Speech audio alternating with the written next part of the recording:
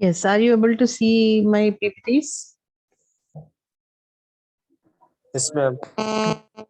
Yes, ma'am. Yes. With yesterday we completed presentation skills, oral presentation, addressing a small gathering and a small and a large gathering. Both of the things we have finished yesterday. Remember? Yes. So we'll start the third unit today with vocabulary. So you know what the word vocabulary means? It is the commonly defined as all the words known and used by a particular person. So it differs from person to person. My vocabulary may differ from your vocabulary. The known words, how many words I know, how many words I use to explain things, I used to talk. Okay, my reading vocabulary, my speaking vocabulary, listening vocabulary, writing vocabulary, these are all different types of words that I come across, and I use them in my various communication processes. So it is actually the meaning of that word vocabulary is the all the words that I know, that any particular person know. XYZ, Prasad knows so many words. His vocabulary, Prasad's vocabulary, that becomes Prasad's vocabulary. Whatever words I use, that becomes Wahida's vocabulary. So any number of words that a person uses in his communication skill, his or her communication process is called vocabulary. That is the body of words used in a particular language. I may be knowing some 4 or 5 or maybe 10 languages I know. So for English, I have so many words vocabulary. For my mother tongue, I might have larger than English vocabulary, or I might be learning a language. For that new language that I am learning, I might be having some very small vocabulary. I may be knowing very few words of that particular language. But any particular word I use in one language will become my vocabulary. It's also a range of artistic or stylistic forms, techniques, or movements. But for example, if I am using any area of communication, like I am talking about something uh, pertaining to arts and culture, so my vocabulary will be pertaining to that kind of that department or that stylistic form. Like I will be talking about the paint brushes or pertaining to that palette or color palette that we use, or the canvas pertaining to that form. But if I am using some techniques, like I'm trying to explain a technique, so I'll use vocabulary pertaining to that area, that movement. If you are talking about something like now you are Python servers, I mean your servers teaching you Python language, so vocabulary pertaining to that language will differ from a teacher talking about history, civics, or economics. So pertaining to that area, that group, the words, choice of words will differ from person to person. It is also a list or collection of words or words and phrases, usually alphabetically arranged and explained or defined as lexicon vocabulary. This is also another meaning of the word vocabulary. Somebody is I mean, somebody is unmute. Please mute it. It is disturbing the others also. Do you want to see my ma'am? No. Yes, mute it. Mute it. Calling you. Mute it, please. So your vocabulary is also a list of phrases sometimes alphabetical arranged. The dictionary has a number of words. That is the vocabulary of the dictionary. Yes, G8, please mute your audio. G8. A sum or stock of words employed by a language group, individual, or work, or in a field of language, field of knowledge. That also you can define it. What is it? A sum or stock of words. These are a few words, a group of words, or sum of words that I use to explain that. So, like I gave you the example of your sir teaching you Python, for example. If I am teaching you English vocabulary, what is vocabulary? I will speak things pertaining to uh, that area, about English vocabulary, English terms, English concepts, English ideas pertaining, revolving around that language. But if somebody is explaining you the terminology of certain things, certain acts, or some certain movements, it will be pertaining to that area. Okay. So everybody has different vocabulary. A person who is a well-read person will have his reading vocabulary. How much he or she reads becomes his reading vocabulary. How much one listens to other people becomes their listening vocabulary. So what one listens, one speaks. What one reads, one writes. If I am an avid reader, I read a lot, so my reading will my reading if my reading is good, I spend a lot of time reading books, reading articles, reading magazines, or reading iPods, and I am also reading blogs or something, then I'll have a lot of reading capacity. When my reading capacity is good, I tend to write good. So it is like one thing leading to other. If one is a good listener, one will become a good speaker. If one is a good reader, one will become a good writer. It is like uh, one thing is leading to other. And also, if one is a good listener, they may be speaking also well, and they might be writing well. Understand? So for one to become a good reader or a good speaker, one must listen and read well. Okay, reading vocabulary refers to the words that a student can read and understand. Like there might be some words which we do not know the meaning of, exact meaning. When I ask you to um, change that, explain the meanings words, we may not know it. We may not know how to explain that word, but you understand it. If a new word comes into a sentence, you understand the meaning of that word by the arrangement of the words in the sentence, isn't it?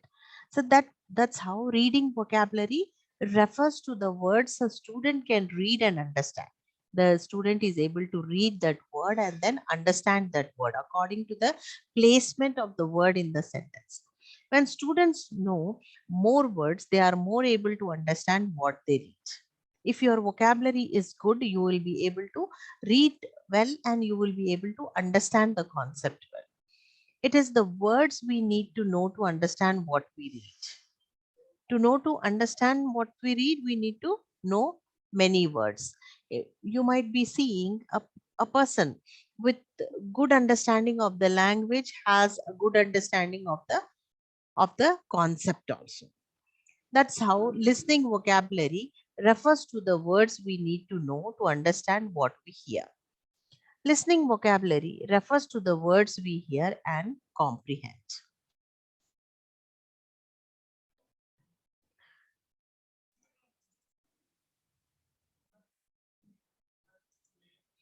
Okay, a person's listening vocabulary is all the words he or she can recognize when listening to speech or communication. In other words,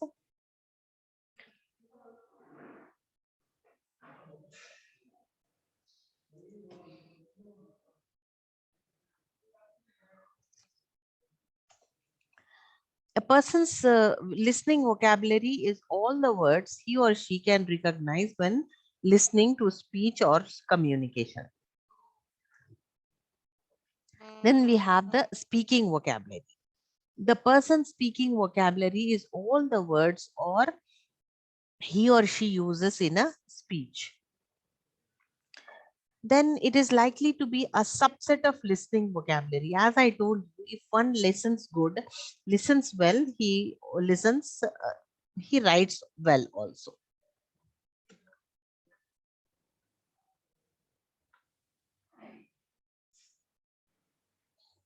Okay.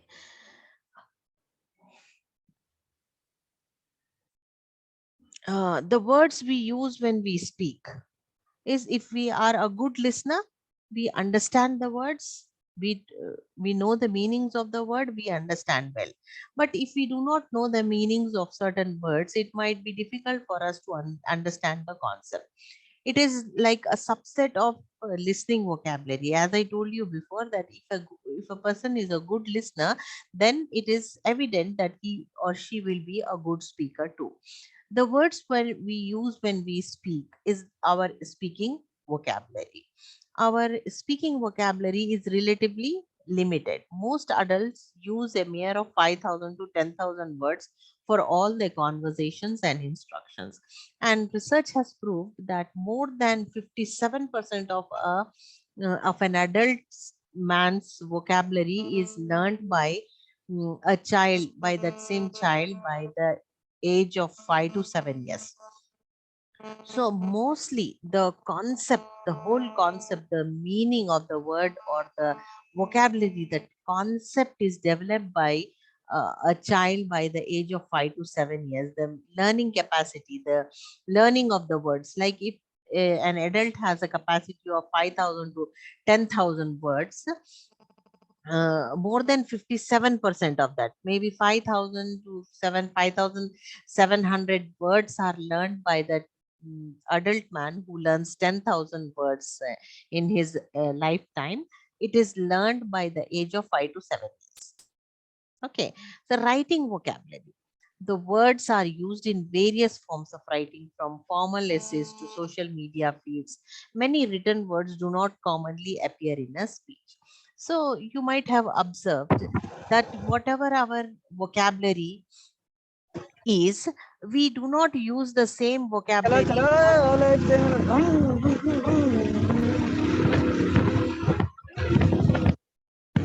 Who is that?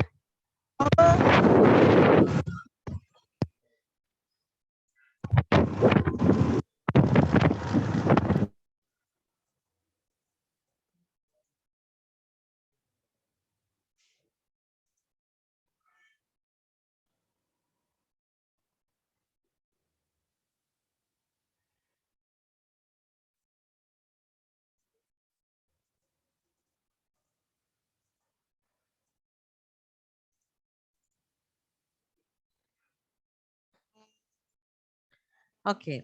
So that becomes our writing vocabulary. The words that we use in our formal letters, or sometimes we write essays and we write social media feeds are there. That becomes our writing vocabulary. This vocabulary we will not use in our daily talk when we are communicating with our friends or with our family members. We do not use the same words that we are writing in formal letters or something. So that vocabulary is different, and your written vocabulary is different. Okay.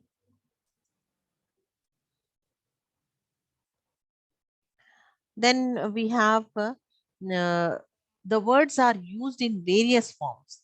The words we can retrieve when we write to express ourselves. These are the written vocabulary, is the vocabulary that we use when we are writing something to express our feelings, ourselves, our feelings, our knowledge.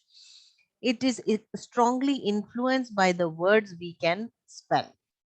So sometimes it might happen that we we do not know the proper spelling of certain words, so we try to remove them. We try to use the words when we are writing we know the correct spelling of.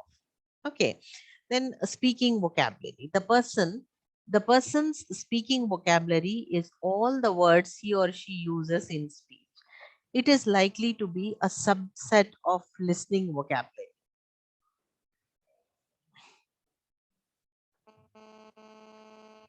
Reading vocabulary. So what do all we have? We have reading vocabulary. In that, our reading refers to the words we know to understand what we read. And then we have the listening vocabulary. So our listening vocabulary and our reading vocabulary may be more than our speaking vocabulary and writing vocabulary, because reading vocabulary is something that you read from the books, for various books, and listening also is from other people. But what you are doing when maybe you have heard a lot, maybe you have read a lot, but what you use, what words that you use in your communication is your own language, own vocabulary. That is, your speaking vocabulary is your own vocabulary, and what you write by using the words that you know also becomes your writing vocabulary. These are speaking vocabulary and writing vocabulary are your personal, and whatever you read, you can be a vast avid reader. Your study area must be a great one.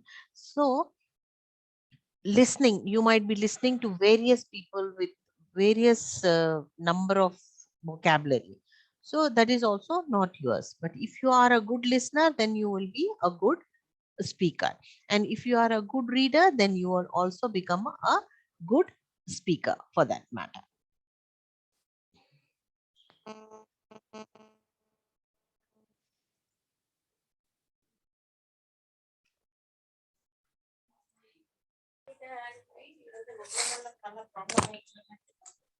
చూస్తేనేనన్నా అది అట్టనే mummy దగ్గర ఉంటాయి కొన్ని రోజులు.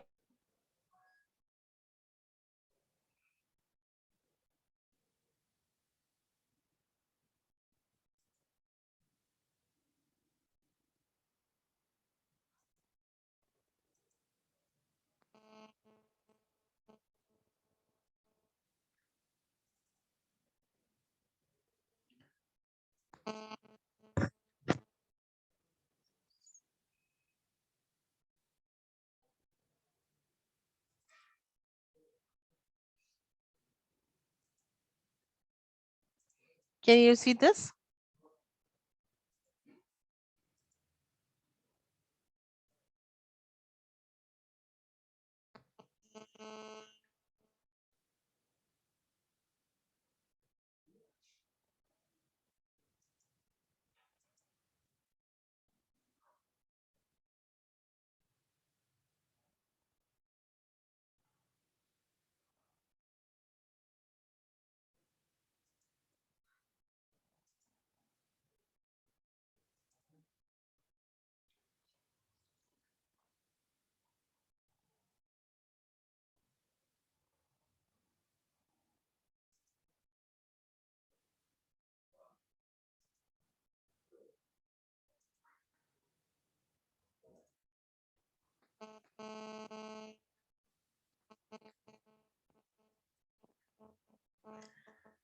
Yeah. So we were talking about the vocabulary and grammar, and how this vocabulary is associated with our knowledge of the word of that particular language. Then we'll come to the concept of word formation. What is it? The concept of word formation in linguistics. It is the linguistic is the study of words. Word formation is the creation of a new word. How a new word is created. Any language will die its own death if new words are not added to it.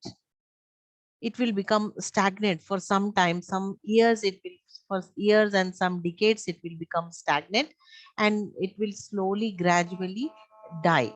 If because new words are not being added to it, and it is not rejuvenating itself. Okay, that is why the language will die its own death. What happens to it? The people who are talking will gradually not keep on adding words to it. It will become stagnant. And then as the people become old and they die away, the language also dies. So for a language to survive, we need to keep on adding some words. Some new words have to be added. Recently I remember telling you a word on a new word has been developed to tell the concept of giving more importance to your mobile phone than the people who are sitting around. What happens? This concept was not there some 10 years back. This phenomena was not there. This situation was not there. What has happened now? Everybody has one mobile phone, or some people even have two or three mobile phones. So what they are doing, they are all the time busy watching their mobile phones, and they are giving less importance to the people who are sitting around them. A new word had to be coined to explain this phenomena. Many linguists were called, people who make crosswords, those people were called, people who are language experts, they were called, and they were asked to explain that word in use that word in use that situation in one word, or uh, sentence substitute, one word substitute it was called. So they came up with the word fubbing, F-U-P-H-U-B-B-I-N-G, fubbing. So this word was added to the dictionary after that. So words are kept on added, keeping on being added to the dictionary. That's how it will survive its life. So here we are talking about some 6 main important methods by which words are added to a language. For example, uh, this is this method of derivation, a method of compounding. You bring those words into the language of that word, language of I mean, those words are brought into the language through blending, acronym, loaned words, or neologism. These are the 6 important methods by which words are brought into the language of English. The first one is derivation. Derivation in general means the formation of a word from another word or base, and the relation of a word to its base or root. This is a method wherein a word is taken from its base or relation from the word of that base or root word. For example, what is root word over here? I'll give you one example. Happy, for example, is the root word. If to it you add happiness, okay, or unhappiness, you are either adding a suffix, prefix, or an affix. When you are adding something to it, to the root word, a new word is formed. So that's how words are kept on increasing in any language, by derivation. Then we have the word compounding.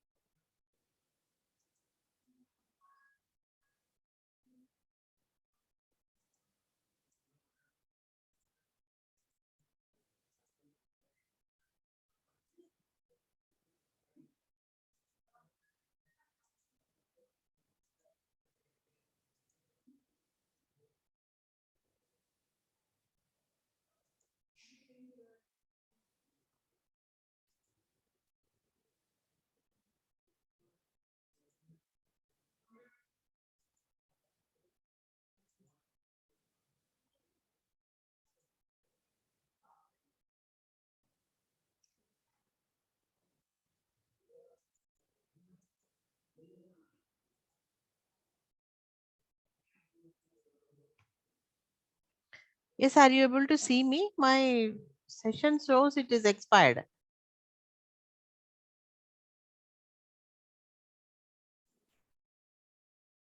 Yes, anyone respond? Yes, ma'am. Are you able to listen to me? Yes, ma'am. Screen share is also there. No, ma'am.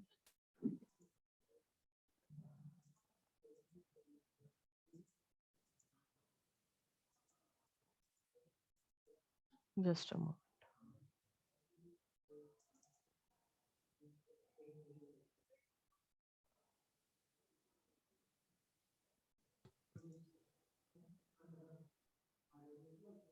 Okay, leave it.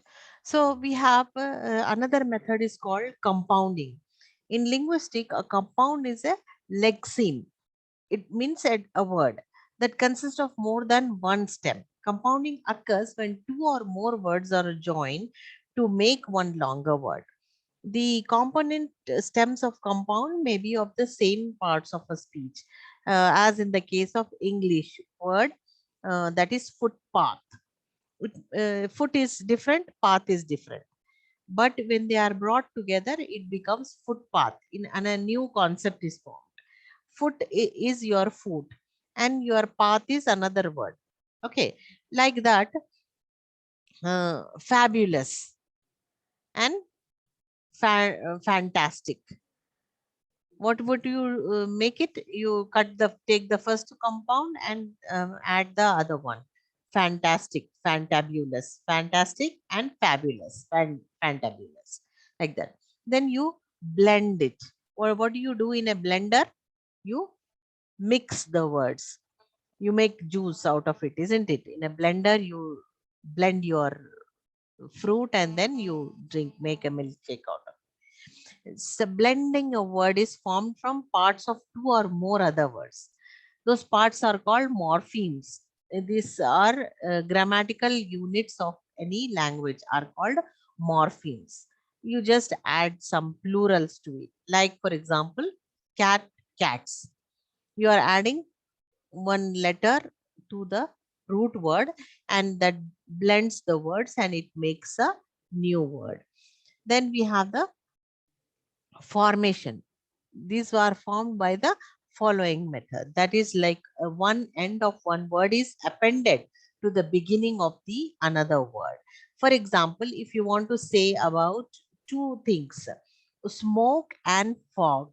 So the first letters of the word smoke are taken and the last two letters of the word fog are taken.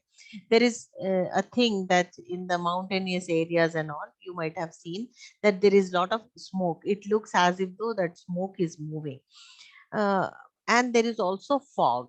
But when you want to explain these two things, the letters are formed by using the first two letters of the word and the last two letters of the word. A new word is formed. That is a formation of by making the word the blending. You use it as smoke, smog, smog. And then you have acronyms. The words are blended around and formed. A new word is formed by the abbreviation. Abbreviations, you have the short forms. So there are 3-4 types of abbreviations that we use. Sometimes only the first letter of all the words that are used. Like for example, NASA. I'll share with you that PPT.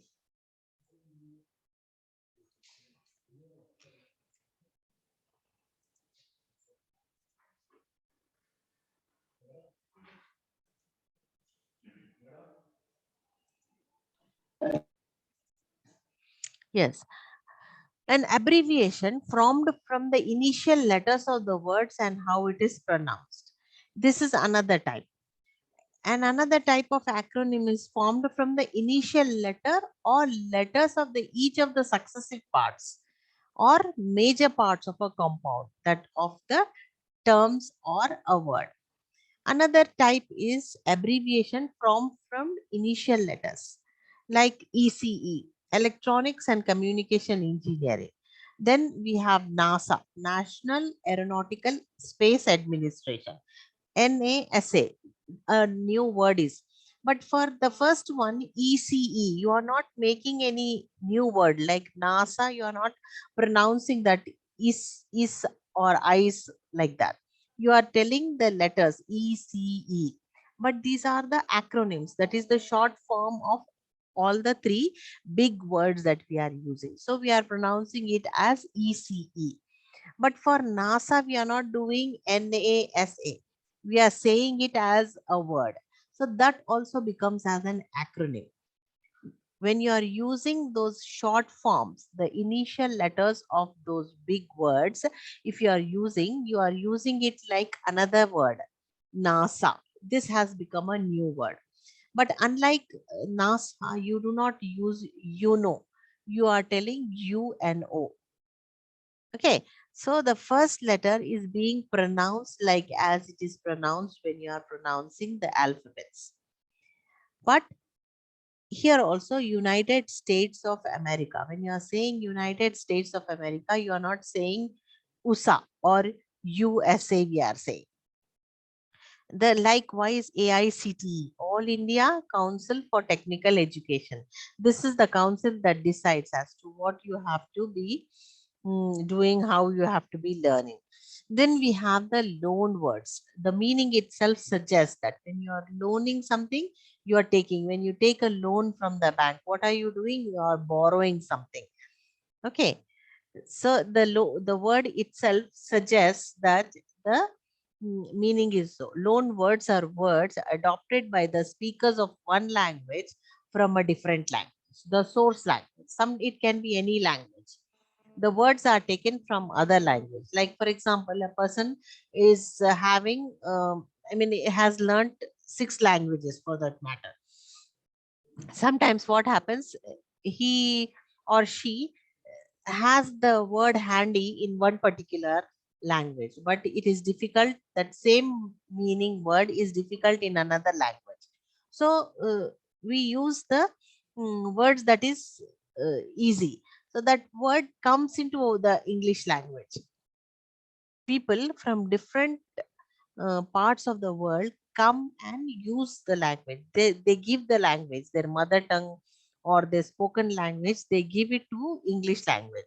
That's how these words have become as loan words to English language.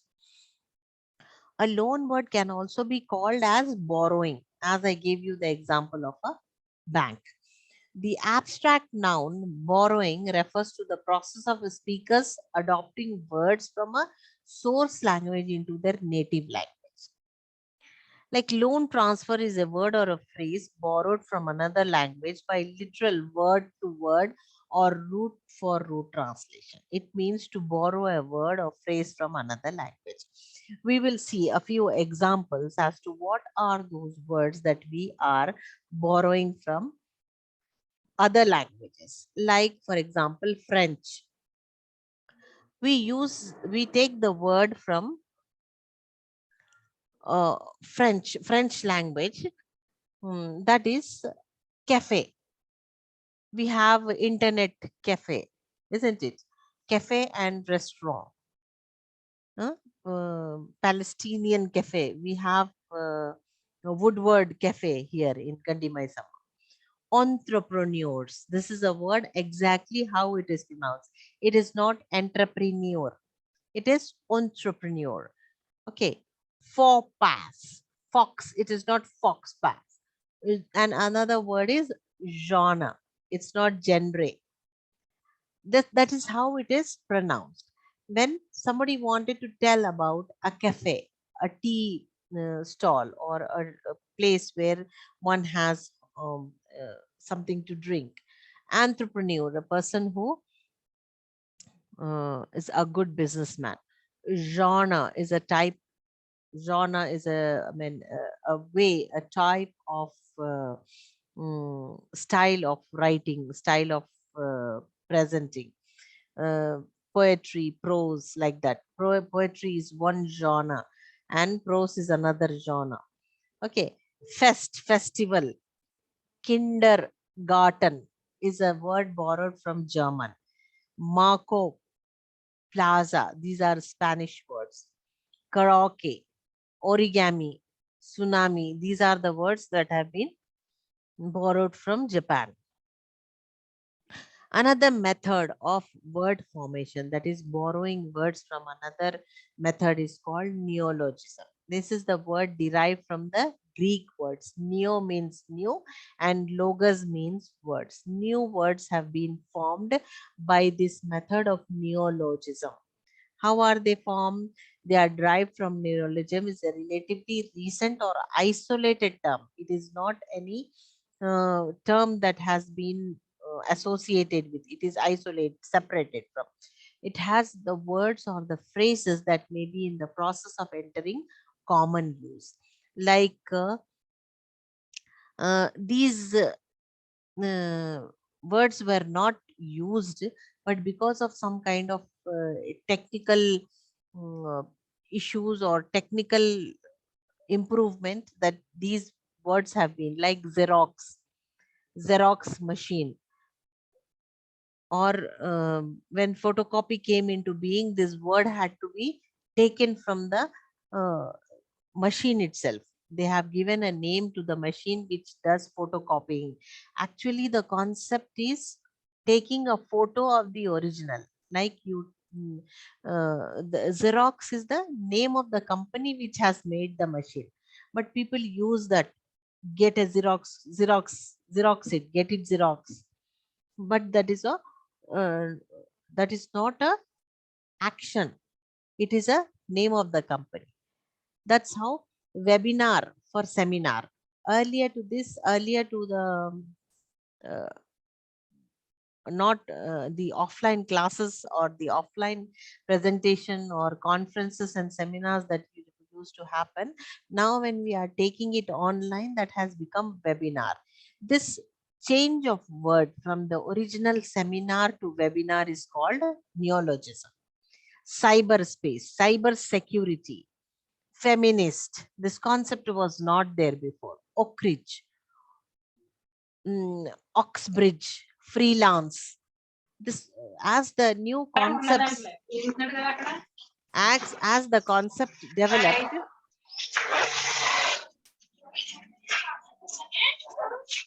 Yes, who is that? Mute your audios. So these are the 6 main types of words that we that main types of methods of word formation that we use to bring new words to English language. That's why day by day we keep on adding words to the language, then only it will survive.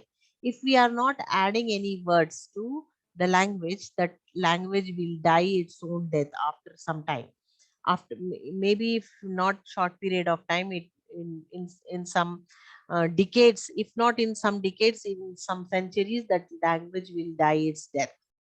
So it is very much necessary that we keep on adding the words into the dictionary.